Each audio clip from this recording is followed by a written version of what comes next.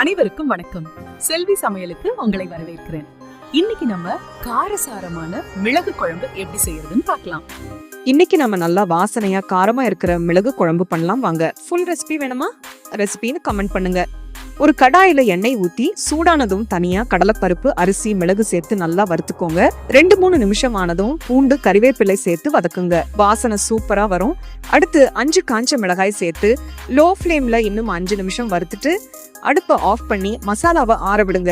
ஆறினதும் மிக்ஸில போட்டு முதல்ல பொடியா அரைச்சு அப்புறம் கொஞ்சம் தண்ணி ஊத்தி கெட்டியான பேஸ்டா அரைச்சு வைங்க. ஒரு அகலமான கடாயில நல்லெண்ணெய் ஊத்தி சூடானதும் உளுத்தம் பருப்பு, கடுகு, வெந்தயம், சீரகம் சேர்க்கணும். கடுகு பொரிஞ்சதும் 1/2 டீஸ்பூன் பெருங்காயத்தூள், சின்ன வெங்காயம், பூண்டு, கொஞ்சம் கறிவேப்பிலை சேர்த்து நல்லா வதக்குங்க. அடுத்து புளி தண்ணி ஊத்தி மஞ்சள் தூள், கல் உப்பு சேர்த்து புளி நல்லா கொதிச்சதும் அரைச்ச மசாலா பேஸ்ட சேர்த்து கலக்குங்க. தேவையான அளவு தண்ணி ஊத்தி கலந்து வெல்லம் சேர்த்து மூடி 10 நிமிஷம் சிம்ல கொதிக்க விடுங்க. எண்ணெய் பிரிஞ்சு மேல வரும்போது நம்ம மிளகு குழம்பு ரெடி.